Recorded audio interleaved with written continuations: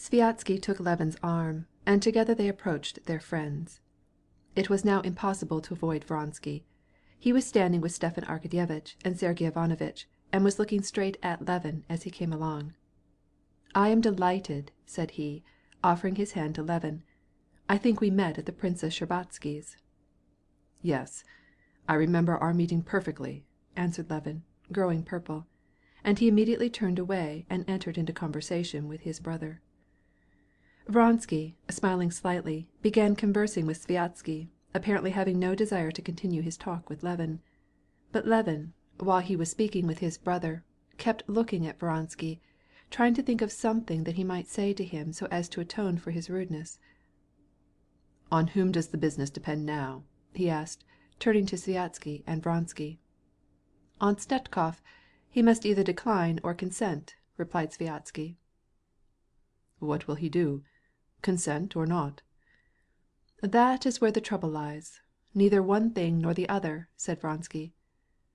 "But who will be nominated if he declines?" asked Levin, looking at Vronsky. "Any one may," answered Sviazhsky. "You, perhaps?" suggested Levin. "Certainly not," replied Sviazhsky, scowling, and directing an agitated look at the sarcastic gentleman who was standing near Sergey Ivanovitch. "Who then?"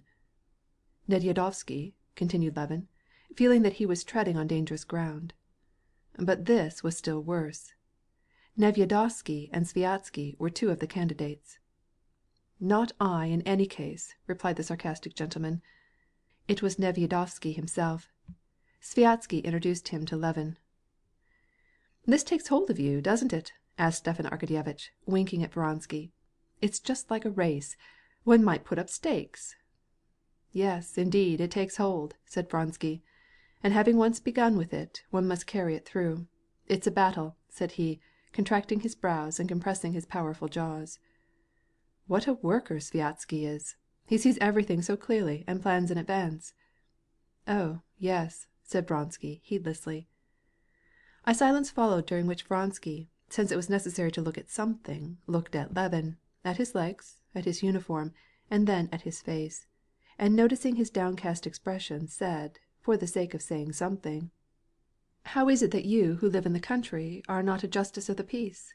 Your uniform is not that of a justice, I see." "Because I think that justices of the peace are an absurd institution," answered Levin gloomily, but all the time hoping for an opportunity to atone for his former rudeness. "I do not think so. On the contrary," said Vronsky, surprised. "It's all child's play," interrupted Levin. "Justices of the peace are unnecessary for us. In 8 years I never have had any business with one, and the one case I had was decided exactly contrary to the evidence. There's a justice of the peace 40 versts from me. I had a small matter amounting to 2 rubles. I had to send for a lawyer, and that cost 15." And Levin went on to tell how a moujik had stolen some flour from a miller, and when the miller charged him for it, the moujik made a calumnious complaint. All this was not to the point, and awkwardly put, and Levin himself, while speaking, felt it. "Oh, this is such an original!" said Stepan Arkadyevitch with his oily smile. "Come on, it seems they are balloting." And they separated. "I don't understand," said Sergey Ivanovitch, who had noticed his brother's awkward sally. "I don't understand how it is possible to be so absolutely devoid of political tact. It is just what we Russians lack. The government marshal is our opponent, and you are ami cochon, and on intimate terms with him. But why on earth make an enemy of Count Vronsky? Not that I make a friend of him, for I've just refused his invitation to dinner, but he is ours. Then you asked Nevyedovsky if he was going to be a candidate. It isn't the right way to act." "Oh, I don't understand anything about it. It all seems to me unimportant," said Levin gloomily. "You say that it is unimportant, but when you mix up in it, you spoil it." Levin was silent, and they entered the large hall. The old marshal had decided to be a candidate, although he felt that there was something up, some trick of preparation, and though he knew that not all the districts had nominated him, he still decided to stand. Silence reigned in the hall. The secretary in a loud voice explained that votes would now be cast for Mikhail Stepanovitch Snetkov, captain of the guard, as government marshal. The district marshals went from their desks to the government table with plates in which were the ballots, and the election began. "Deposit it at the right," whispered Stepan Arkadyevitch to Levin, as he and his brother approached the table behind the district manager.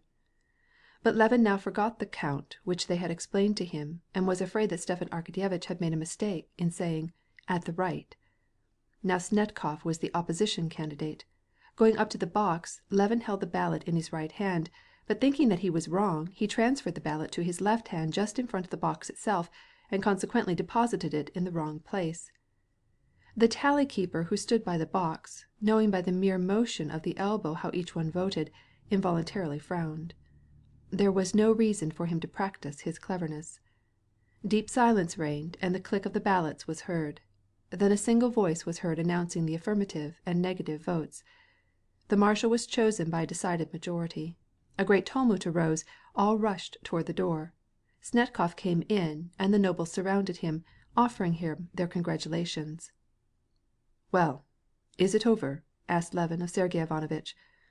"On the contrary, it is just begun," replied Sviazhsky, taking the words out of his brother's mouth and smiling. "The opposition candidate may have more votes." Levin had forgotten all about this, and only now realized that this was only finessing. But it was a bore to him to recall what the plan had been. He felt a sort of humiliation and a desire to escape from the throng. As no one paid any heed to him, and he thought he was of no use to anyone, he slipped out into the smaller hall, where, as before, he found consolation in watching the servants. The old servant asked him if he would have something to eat, and Levin consented. After he had eaten a cutlet with beans, and had talked with the servant about their former masters, Levin, not caring to go back to the crowd which was so unpleasant to him, walked about the galleries. The galleries were full of well-dressed ladies, who were leaning over the balustrades, endeavoring not to lose a word of what was said in the hall below, and around them was standing and sitting a throng of elegantly dressed lawyers, professors of the gymnasium with spectacles on, and officers. Everywhere they were talking about the elections and the proposed change in the marshal, and saying how interesting the voting was. As Levin stood near one group, he heard a lady saying to a lawyer, "How glad I am that I heard Kosnuishev. It pays to go hungry for it. It was charming. How distinctly I could hear all he said. There is not one who equals him in the court, only Maidel, and even he is not nearly so eloquent." Finding a comfortable place near the railing, Levin leaned over and tried to look and to listen. All the nobles were sitting behind screens in the parts of the hall devoted to their various districts. In the center of the hall stood a gentleman in uniform, and in a light but clear voice he was saying, "You will now cast your votes for Staff Captain Yevgeny Ivanovitch Apkhutkin as candidate for the position of Marshal of the Nobility of the Government." A deathlike silence ensued, and again a weak, senile voice was heard. "He declined." Again the same thing began again. "He declined." So it went on for about an hour. Levin, leaning on the balustrade, looked and listened. At first he was filled with amazement, and anxious to know what it all meant. Then, becoming persuaded that it was beyond his power to comprehend it, it began to bore him. Then, as he thought of the excitement and the angry passions expressed in all the faces, he felt melancholy. He made up his mind to depart, and he started downstairs. As he was passing through the entry of the gallery, he encountered a sad-looking gymnasium scholar walking back and forth with streaming eyes. On the staircase he met a couple, a lady swiftly hurrying along on her heels, and the gentle colleague of his procureur. "I told you not to be late," the procureur was saying just as Levin stood to one side to give the lady room to pass. Levin was on the lowest stair, and was just getting the coat check out of his waistcoat pocket when the secretary found him. "Excuse me, Konstantin Dmitrievitch, they are balloting." And the candidate who was now receiving votes was this very Nevyedovsky, whose refusal had seemed to him so explicit. Levin started to go into the hall. The door was locked. The secretary knocked. The door opened, and as he entered he met two very red-faced proprietors. "I cannot endure it," said one of the red-faced proprietors. Immediately behind the proprietor appeared the old government marshal. His face was terrible in its expression of fright and weakness. "I told you not to let anyone go out," he shouted to the guard. "I let someone in, your Excellency." "Oh, Lord!" and sighing painfully, the old marshal, slinking along in his white pantaloons, with bowed head, went through the hall to the great table. The vote was counted, and Nevyedovsky, as had been planned, was government marshal. Many were happy, many were satisfied, gay, many were enthusiastic, many were dissatisfied and unhappy. The old government marshal was in despair, and could not disguise it. When Nevyedovsky went out into the hall, the throng surrounded him and expressed their enthusiasm toward him as they had done toward the governor when he opened the election, and as they had done toward Snetkov when he was elected.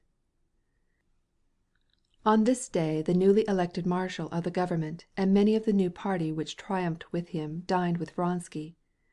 The count came to the elections because it was tiresome in the country and it was necessary for him to assert his independence before Anna, and also because he wished to render a service to Sviatsky in return for similar favors shown him at the Zemstvo elections, and last and principally because he intended strictly to fulfill the duties which he imposed upon himself as a noble and a landowner. But he had never anticipated the intense interest which he would take in the elections or the success with which he would play his part. He was a perfectly new man among the nobles. He was evidently successful, and he was not mistaken in supposing that he already inspired confidence. This sudden influence was due to his wealth and distinction, and to the fine house which he occupied in town, a house which an old friend of his, Shirkov, a financier and the director of a flourishing bank at Kashin, had given up to him, and partly to an excellent cook whom he brought with him, and to his friendship with the governor, who was his ally and a protecting ally, but above all to his simple and impartial treatment of everyone, so that the majority of the nobles quickly changed their minds in regard to the reputation he had acquired of being proud. He himself felt that, with the exception of this silly gentleman who had married Kitty Shtcherbatsky, and who apropos de bottes had been disposed foolishly to quarrel with him and to say all manner of foolish things, everybody whom he met was disposed to side with him. He clearly saw, and others recognized the fact, that he had very largely contributed to Nevyedovsky's success, and now, as he sat at the head of his own table celebrating Nevyedovsky's election, he experienced a pleasant feeling of triumphant pride in his choice. He was so much interested in the election that he determined that, if he should be married at the end of the next 3 years, he would run as a candidate, just as once when, after having won a prize by means of his jockey, he had decided to run a race himself. Now he was celebrating the triumph of his jockey. Vronsky sat at the head of the table, but he placed the young governor at his right. Vronsky saw that all looked upon him as the khozyain of the government, who had triumphantly opened the elections, who had gained by his speech great consideration and even worship. But for Vronsky he was nothing more than Katka Maslov, such was his nickname at the corps of pages, who used to be confused in his presence, and whom he tried to put at his ease. At his left he placed Nevyedovsky, a young man with a sarcastic and impenetrable face. Toward him Vronsky showed respectful consideration. Sviatsky accepted his own failure gaily. Indeed, as he said, lifting his glass to Nevyedovsky, he could not call it a failure. It would be impossible to find a better representative of the new tendencies which the nobility was to follow. And therefore, as he said, everything that was honorable stood on the side of the success just won, and triumphed with it. Stepan Arkadyevitch also was gay, because he was having such a good time and because everyone else was so happy. During the admirable dinner they reviewed the various episodes of the elections. Sviatsky gave a comical travesty of the former marshal's tearful discourse, and turning to Nevyedovsky, he advised His Excellency to choose a more complicated manner of verifying his accounts than by tears. Another noble, with a turn for humor, related how lackeys in short clothes had been ordered for the former marshal's ball, and how now these lackeys would have to be discharged unless the new marshal of the government should give balls with lackeys in short clothes. During all the time of the dinner, whenever they addressed Nevyedovsky, they called him Your Excellency, and all spoke of him as our government marshal. This was spoken with the same sort of satisfaction as people feel when they address a newly married woman as Madame, and add her husband's name. Nevyedovsky pretended that he was not only indifferent, but even scorned this new title, but it was evident that he was happy, and was exercising self-control not to betray his enthusiasm, since to do so would not be becoming to the new liberal environment in which they all found themselves. After dinner a number of telegrams were sent off to people who were interested in the result of the elections, and Stepan Arkadyevitch, who felt very gay, sent Darya Alexandrovna a dispatch thus worded: "Nevyedovsky elected by 20 majority. I am well. Regards to all." He dictated it aloud, and added, "I want to make them feel happy." But when Darya Alexandrovna received the dispatch, she only sighed for the ruble which it cost, and she knew well that it was sent during a dinner. She knew that Stiva had a weakness at the end of dinners, faire jouer le télégraphe. The dinner was excellent, and the wines came from no Russian dealer, but were directly imported from abroad, and everything was noble, simple, and joyous. The guests, 20 in number, were selected by Sviazhsky from among the new liberal workers, and they were united in sentiments, keen-witted, and thoroughly well-bred. They drank many toasts, accompanied by witty speeches, in honor of the new marshal, and of the governor, and of the director of the bank, and of our beloved host. Vronsky was contented. He had never expected to find in the provinces such distinguished society. Toward the end of the dinner the gaiety redoubled, and the governor asked Vronsky to attend a concert arranged for the benefit of "our brothers" by his wife, who wanted to make his acquaintance. "There will be a ball afterwards, and you shall see our beauty. In fact, she is remarkable." "Not in my line," answered Vronsky in English. He liked the phrase, but he smiled and promised to go. Just before they left the table, and while they were lighting their cigars, Vronsky's valet approached him, bringing a note on a tray. "From Vozdvizhenskoye, by a special messenger," said the man, with a significant expression. "It is remarkable how much he looks like the colleague of the procureur, Sventitsky," said one of the guests in French, referring to the valet, while Vronsky, with a frown on his brow, was reading the note. The note was from Anna, and Vronsky knew before he read it through what was in it. He had promised, as the elections were to last 5 days, to return on Friday, but it was now Saturday, and he knew that the letter would be full of reproaches because he had not fulfilled his promise. The one he had sent off the afternoon before had evidently not been received. The tenor of the note was what he expected, but its form was a great surprise, and extremely unpleasant to him. "Annie is very sick, and the doctor says it may be pneumonia. I shall go wild, here all alone. The Princess Varvara is only a hindrance instead of a help. I expected you day before yesterday, and now I send a messenger to know where you are and what you are doing. I wanted to come myself, but hesitated, knowing that it would be disagreeable to you. Send some answer, that I may know what to do." The child was ill, and she had wished to come herself. A sick daughter, and this hostile tone. Vronsky was impressed by the antithesis between the jolly, careless company and the moody, exacting love to which he was obliged to return. But he was obliged to go, and he left by the first train that would take him home that night. Before Vronsky's departure for the election, Anna, coming to the conclusion that the scenes which had always taken place every time he left her for a journey might serve to cool his love rather than attach him more firmly to her, resolved to control herself to the best of her ability, so as to endure calmly the separation from him. But the cold, stern look which he had given her when he came to tell her about his journey had wounded her, and he was hardly out of her sight before her resolution was shaken. In her solitude, as she began to think over his cold look, which seemed to hint at a desire for liberty, she came back, as she always did, to one thing, to the consciousness of her humiliation. He has the right to go when and where he pleases, not only to go, but to abandon me. He has all the rights, and I have none. But as he knows this, he ought not to have done this. And yet what has he done? He looked at me with a hard, stern look. Of course, that is vague, intangible. Still, he did not formerly look at me so, and it signifies much, she thought. That look proves that he is growing cold toward me. And, although she was persuaded that he had begun to grow cold toward her, still there was nothing she could do. There was no change she could bring about in her relations toward him. Just as before, she could retain his affections only by her love, by her fascination. And, just as before, The only way she could keep herself from thinking what would happen if he should abandon her, she busied herself incessantly all day. At night she took morphine. To be sure, there was one means left, not to keep him with her. For this she wished nothing else but his love, but to bind him to her, to be in such a relation to him that he would not abandon her. This means was divorce and marriage, and she began to desire it, and resolved that she would agree to it the first time he or Stiva spoke about it again. With such thoughts she spent 5 days without him, the 5 days he expected to be away.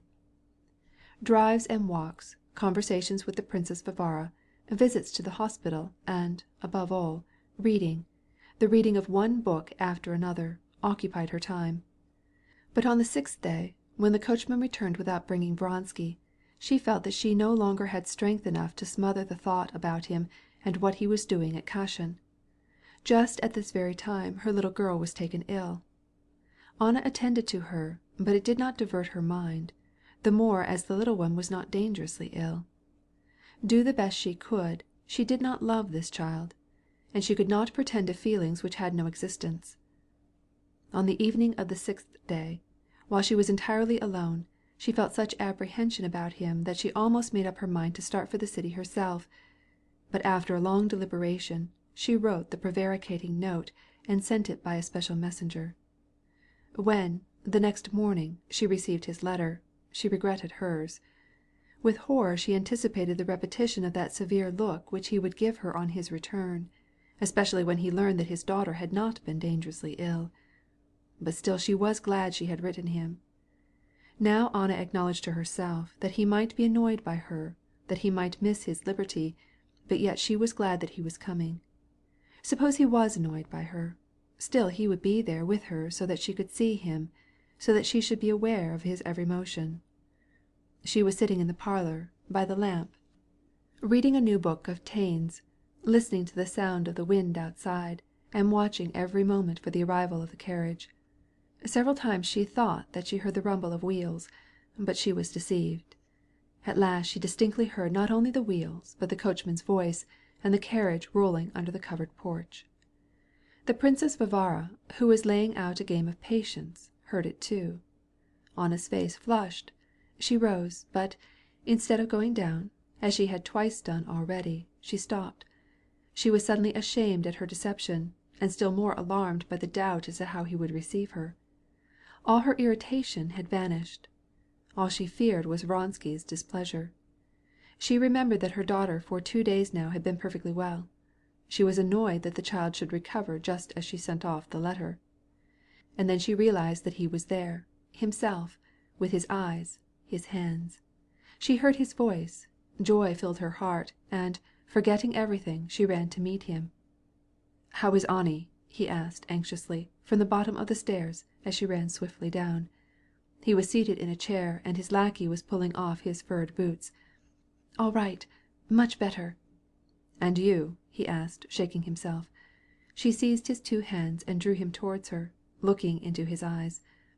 "Well, I am very glad," he said, coldly surveying her headdress, her whole toilet, which, as he knew, had been put on expressly for him. All this pleased him, but how many times had the same thing pleased him? And that stony, severe expression, which Anna so much dreaded, remained on his face. "Well, I am very glad. And how are you?" he asked, kissing her hand, after he had wiped his damp mustache. "It is all the same to me," thought Anna. "If only he is here. And when he is here he cannot help loving me. He does not dare not to love me." The evening passed pleasantly and merrily in the presence of the Princess Varvara, who complained to him that when he was away Anna took morphine. "What can I do? I cannot sleep. My thoughts are distracting. When he is here, I never take it. Almost never." Vronsky told about the elections, and Anna, by her questions, cleverly led him to talk about what especially pleased him, his own success. Then she told him all the interesting things that had happened since he went away, and took care to speak of nothing unpleasant. But late in the evening, when they were alone, Anna, seeing that she had him at her feet again, wished to efface the unpleasant effect of her letter. She said, "Confess that you were displeased to receive my letter, and that you did not believe me. As soon as she spoke she saw that, though he was affectionately disposed toward her, he did not forgive this. "Yes," answered he, "your letter was strange. Annie was sick, and yet you yourself wanted to come." "Both were true." "Well, I do not doubt it." "Yes, you do doubt. I see that you are angry." "Not for 1 minute. But what vexes me is that you will not admit that there are duties." "What duties? Going to concerts?" "We won't talk about it." "Why not talk about it?" "I only mean that imperious duties may meet us. Now, for instance, I shall have to go to Moscow on business." "Ach, Anna, why are you so irritable? Don't you know that I cannot live without you?" "If this is the way," said Anna, changing her tone suddenly, "then you are tired of this kind of life. Yes, you are home one day, and go away the next." "Anna, this is cruel. I am ready to give up my whole life." But she would not listen to him. "If you are going to Moscow, I shall go with you. I will not stay here alone. We must either live together or separate." "But you know I ask nothing more than to live with you. But for that—" "The divorce is necessary. I will write him. I see that I cannot continue to live in this way. But I am going with you to Moscow." "You really threaten me. But all I ask in the world is not to be separated from you," said Vronsky, smiling. As the count spoke these affectionate words, the look in his eyes was not only icy, but wrathful, like that of a man persecuted and exasperated. She saw his look, and accurately read its meaning. "If this is so, then it is misfortune," said this look. The expression was only momentary, but she never forgot it. Anna wrote to her husband, begging him to grant the divorce, and toward the end of November, after separating from the Princess Varvara, who had gone to Petersburg, she went to Moscow with Vronsky.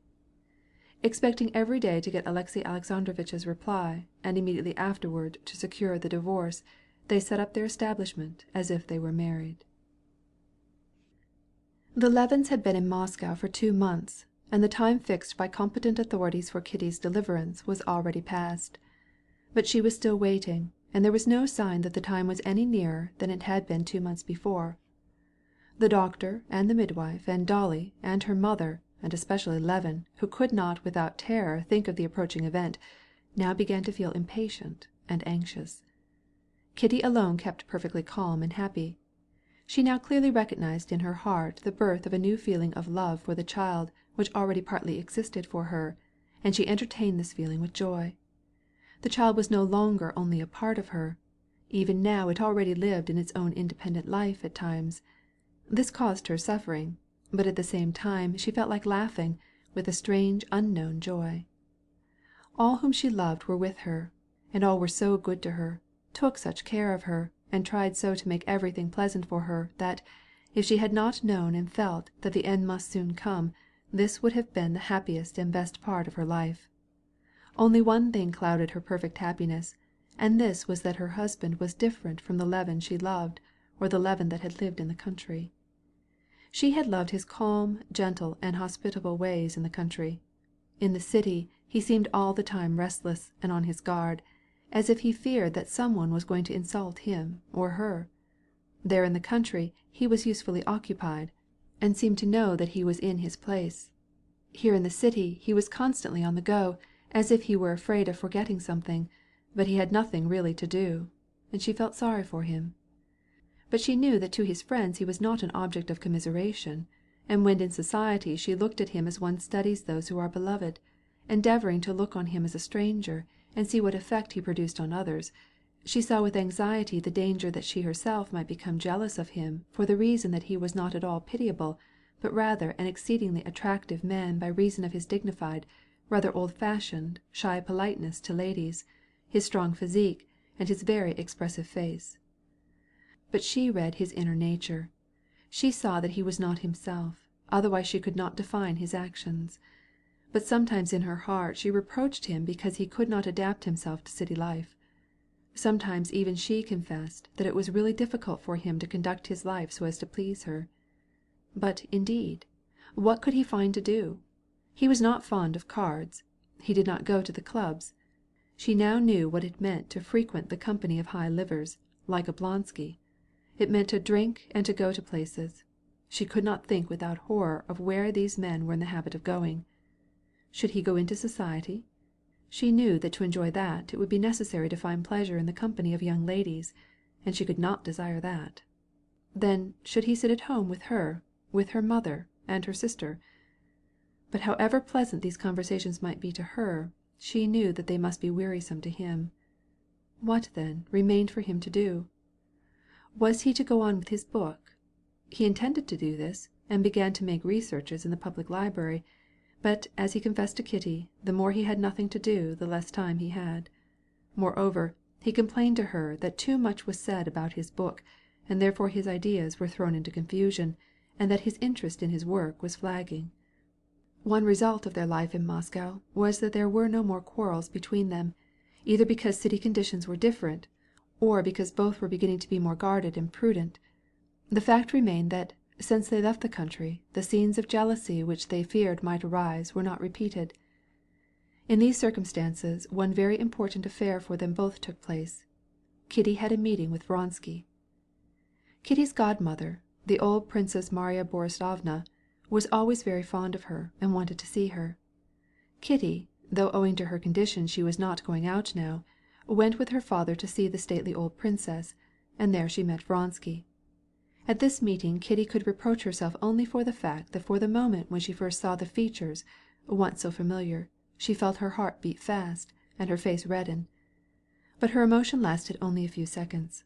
The old prince hastened to begin an animated conversation with Vronsky, and by the time he had finished Kitty was ready to look at Vronsky, or to talk with him if need be, just as she was talking with the princess, and, what was more, without a smile or an intonation which would have been disagreeable to her husband, whose invisible presence, as it were, she felt near her at that moment.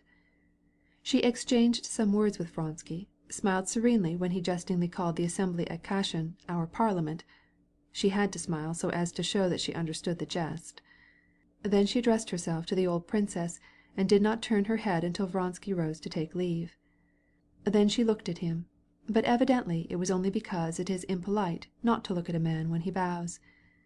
She was grateful to her father because he said nothing about this meeting with Vronsky, but Kitty understood from his especial tenderness after their visit, during their usual walk, that he was satisfied with her. She felt satisfied with herself. She had never anticipated that she should have the strength of mind to remember all the details of her former feelings toward Vronsky, and yet to seem and to feel perfectly indifferent and calm in his presence. Levin turned far more crimson than she did when she told him about her meeting with Vronsky at the house of the Princess Marya Borisovna.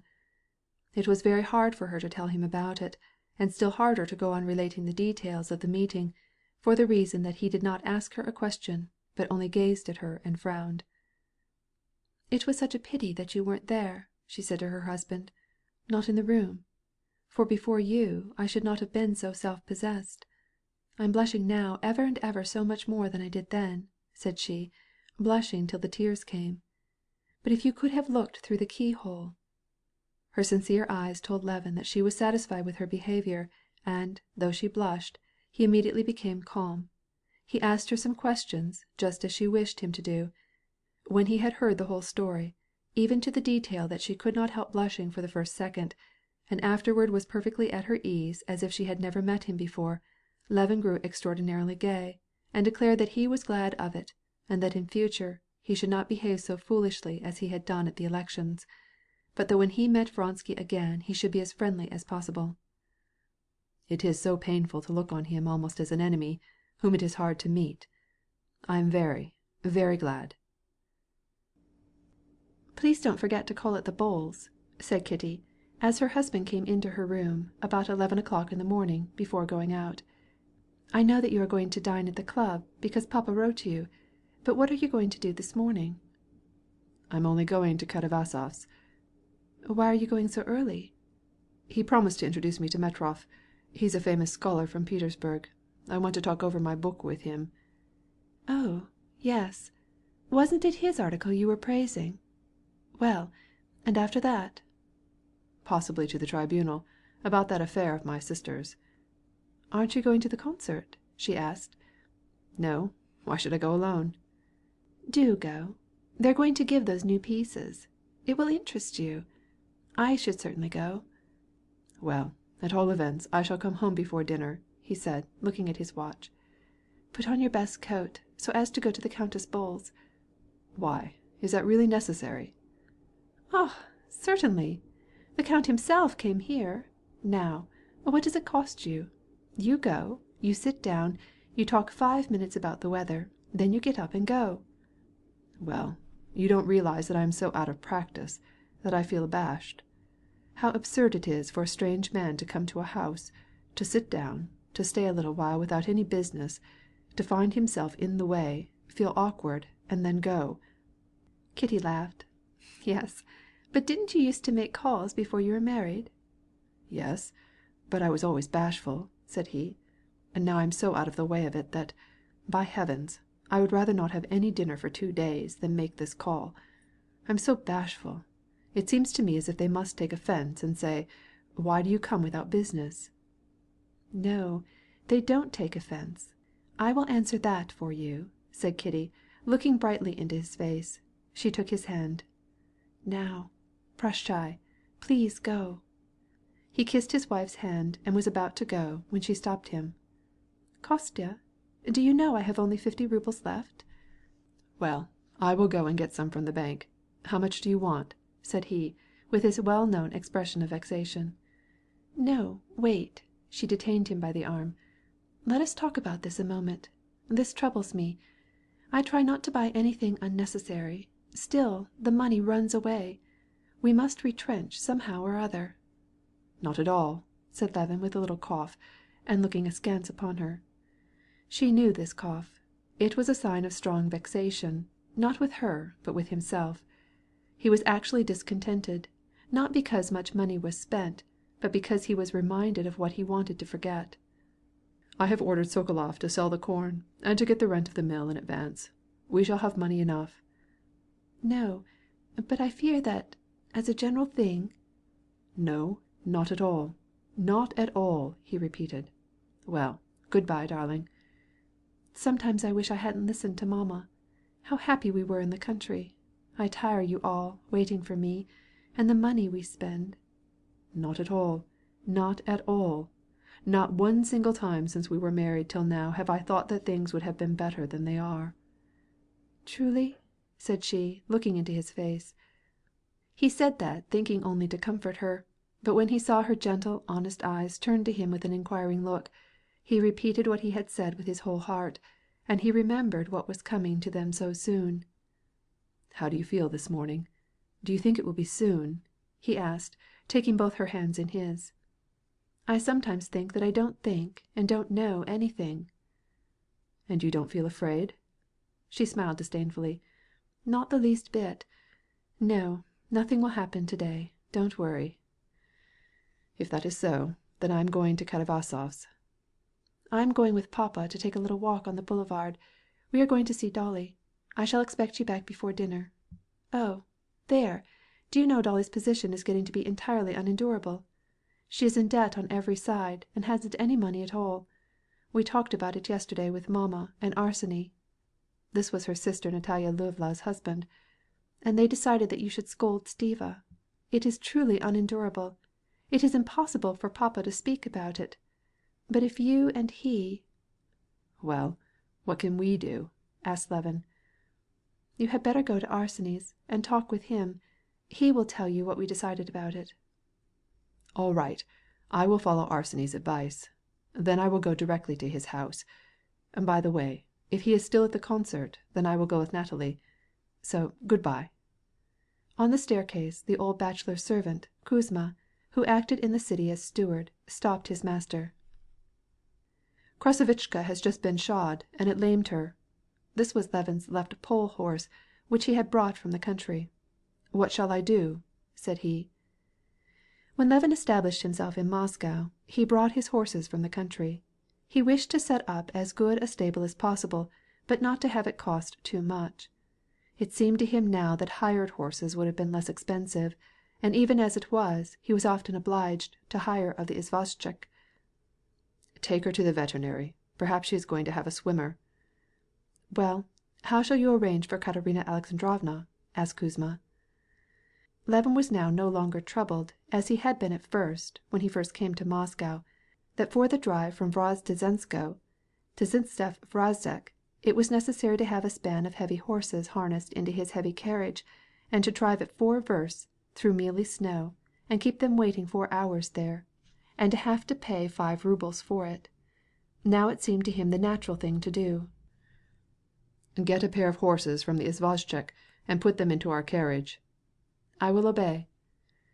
After having thus decided simply and quickly, thanks to his training in city ways, a labor which in the country would have cost him much trouble and attention, Levin went out on the porch, and, beckoning to an izvozchik, took his seat in the cab, and rode off to the Nikitskaya Street. On the way the question of money did not occupy him, but he thought over how he was going to make the acquaintance of the sociological savant from Petersburg, and what he should say to him in regard to his treatise. It was only during the first part of his stay in Moscow that Levin, who had been used to the productive ways of the country, was amazed at the strange and unavoidable expenses which met him on every side. But now he was wonted to them. He had somewhat the same experience as he had been told drunken men went through. Each successive glass made him more reckless. When Levin took the first 100-ruble note for the purchase of liveries for the lackey and Swiss, he could not avoid the consideration that these liveries were wholly useless to anyone, and yet they seemed to be unavoidable and indispensable, judging from the amazement of Kitty and her mother when he made the remark that they might go without them, and he put it to himself that the liveries represented the wages of 2 laborers for a year, that is to say, about 300 working days from early in the morning till late at night, so that the first 100-ruble note corresponded to the first glass. But the second bill of 28 rubles, expended for the purchase of provisions for a family dinner, cost him less trouble, though he still mentally computed that this money represented 9 chetverts, or more than 50 bushels, of oats, which these same workmen, at the cost of many groans, had mowed, bound into sheaves, threshed, winnowed, gathered up, and put into bags. And now the money spent in this way had long ceased to evoke any such considerations, but they flew around him like little birds. He had long ceased to ask himself whether the pleasure purchased by this money was anywhere near commensurate with the labor spent in acquiring it. He also forgot the common principle of economics, that there is a certain price below which it is impossible to sell grain except at a loss. His rye, the price of which he had kept up so long, had to be sold at 10 kopecks a bushel cheaper than he had sold it a month earlier. Even the calculation that if he kept on at his present rate of expenditure it would be impossible to get through the year without getting into debt did not cause him any anxiety. Only one thing troubled him, the keeping up his bank account, without asking how, so that there might be always enough for the daily needs of the household. And up to the present time he had succeeded in doing this. But now his deposit at the bank had run low, and he did not know exactly how to restore it. And this problem was causing him some anxiety just at the time when Kitty asked him for more money. But he did not want to bother about that just now. So he drove away, thinking of Katavasov and his approaching acquaintance with Metrov. During his present stay in Moscow, Levin had once more come into intimate relationship with his old university friend, Professor Katavasov, whom he had not seen since the time of his marriage. Katavasov was agreeable to him because of the clearness and simplicity of his philosophy. Levin thought that the clearness of his philosophy arose from the poverty of his nature, while Katavasov thought that the incoherence of Levin's ideas arose from a lack of mental discipline. But Katavasov's lucidity was agreeable to Levin, and Levin's fecundity of undisciplined ideas was agreeable to Katavasov, and they both liked to meet and discuss together. Levin had read several passages from his treatise to Katavasov, who had liked them. The evening before, Katavasov, happening to meet Levin at a public lecture, told him that the celebrated scholar, Professor Metrov, whose article had pleased Levin, was in Moscow, and was greatly interested in what he had heard of Levin's work. He was to be at Katavasov's house the next day at 11 o'clock, and would be delighted to make Levin's acquaintance. "Delighted to see you, Batyushka," said Katavasov, receiving Levin in his reception-room. "I heard the bell, and wondered if it could be time. And now what do you think of the Montenegrins?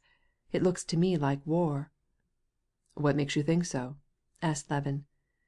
Katavasov in a few words told him the latest news, and then, taking him into his library, introduced him to a short, thick-set, and very pleasant-looking man. It was Metrov. The conversation for a short time turned on politics, and on the views held by the high authorities in Petersburg in regard to the recent elections. Metrov, in regard to this, quoted some significant words spoken by the Emperor and one of the ministers, which he had heard from a reliable source. Katavasov had heard from an equally reliable source that the Emperor had said something quite different. Levin tried to imagine to himself the conditions in which the words in either case might have been said, and the conversation on this theme came to an end. "Well, here is the gentleman who is writing a book on the natural condition of the laborer in relation to the soil," said Katavasov. "I am not a specialist, but it pleases me as a naturalist that he does not consider the human race outside zoological laws, but recognizes man's dependence on his environment, and seeks to find in this dependence the laws of his development." "That is very interesting," said Metrov. "I began simply to write a book on rural economy," said Levin, reddening. "But in studying the principal instrument, the laborer, I arrived at a decidedly unexpected conclusion, in spite of myself." And Levin expatiated on his ideas, trying the ground carefully as he did so, for he knew that Metrov had written an article against the current views on political economy, and how far he could hope for sympathy in his new views he did not know, and could not tell from the scholar's calm, intellectual face. "How, in your opinion, does the Russian laborer differ from that of other peoples?" asked Metrov. "Is it from the point of view which you call zoological, or from that of the material conditions in which he finds himself?" This way of putting the question proved to Levin how widely their opinions diverged. Nevertheless, he continued to set forth his theory, which was based on the idea that the Russian people could not have the same relation to the soil as the other European nations, and to prove this position he hastened to add that, in his opinion, the Russian people feels instinctively predestined to populate the immense uncultivated tracts stretching toward the east. "It is easy to be mistaken about the general destiny of a people by forming premature conclusions," said Metrov, interrupting Levin. "And the situation of the laborer will always depend on his relation to land and capital." And, without giving Levin time to reply, he began to explain the peculiarity of his own views. Levin did not understand, because he did not try to understand, in what consisted the peculiarity of his views. He saw that Metrov, like all the rest, notwithstanding his article, in which he refuted the teachings of the economists, looked on the condition of the Russian people from the standpoint of capital, wages, and rent, though he was obliged to confess that for the eastern, and by far the greater part of Russia, there was no such thing as rent. That for 9/10 of Russia's 80 millions, wages consisted in a bare subsistence, and the capital did not yet exist, except as it was represented by the most primitive tools. Although Metrov differed from other political economists, in many ways he regarded the laborer from this point of view, and he had a new theory as to wages, which he demonstrated at length. Levin listened with some disgust, and tried to reply.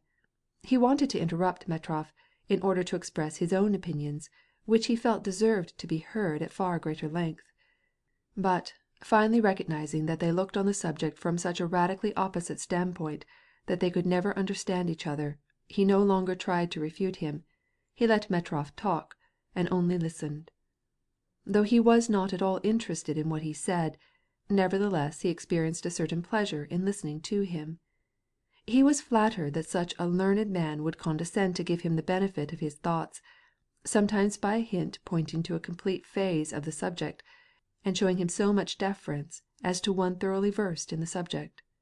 He ascribed this to his own merits.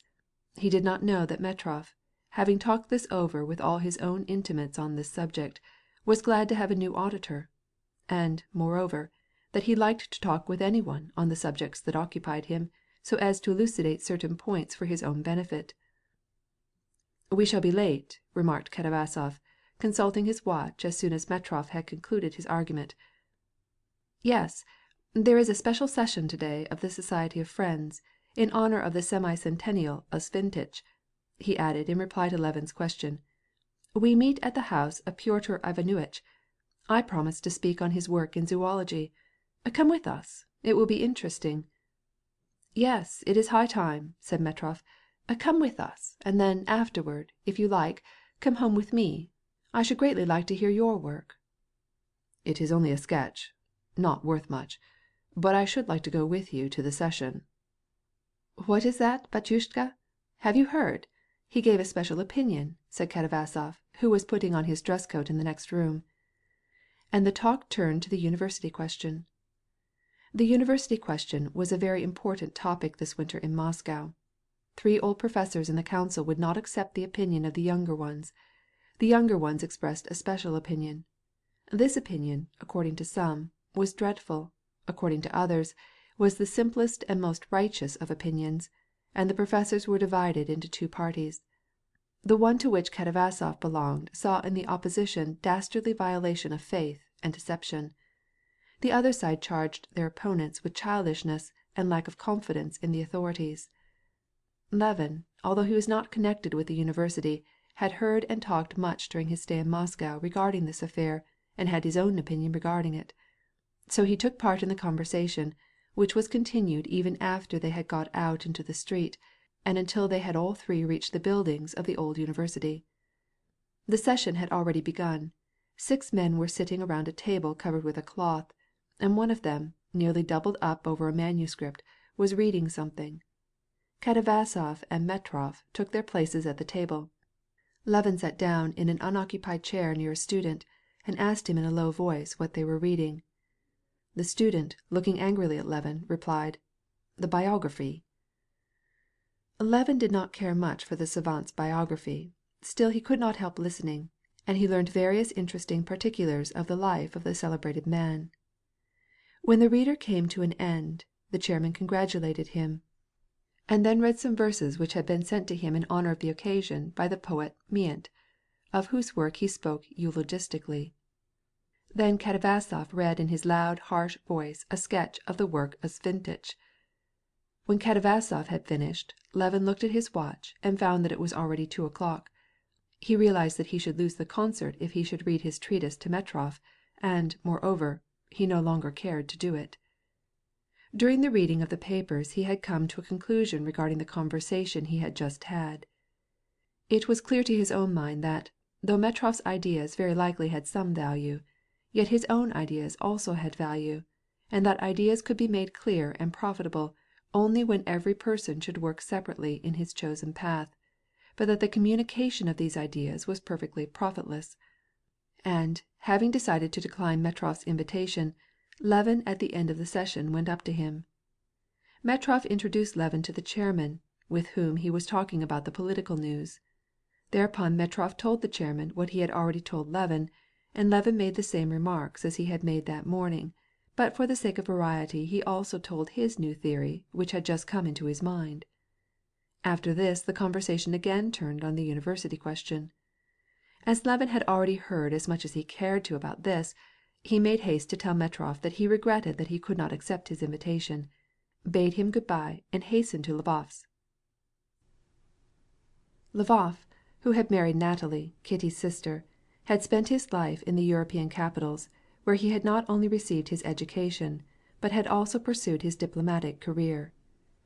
The year before he had resigned his diplomatic appointment, not because it was distasteful to him, for he never found anything distasteful to him, and had accepted a position in the department of the palace in Moscow, so that he might be able to give a better education to his 2 sons. In spite of very different opinions and habits, and the fact that Lvov was considerably older than Levin, they had seen much of each other this autumn, and had become great friends. Levin found his brother-in-law at home, and went in without ceremony.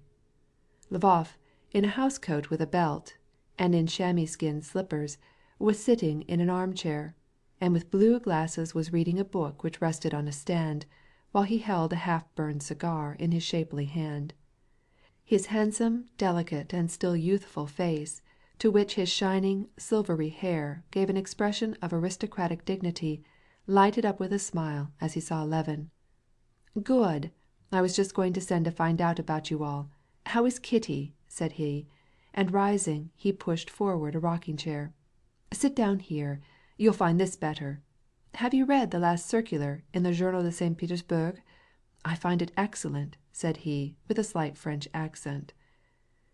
Levin informed him of what he had heard as to the reports in circulation at Petersburg, and, after having spoken of politics, he told about his acquaintance with Metrov and the session at the university. This greatly interested Lvov.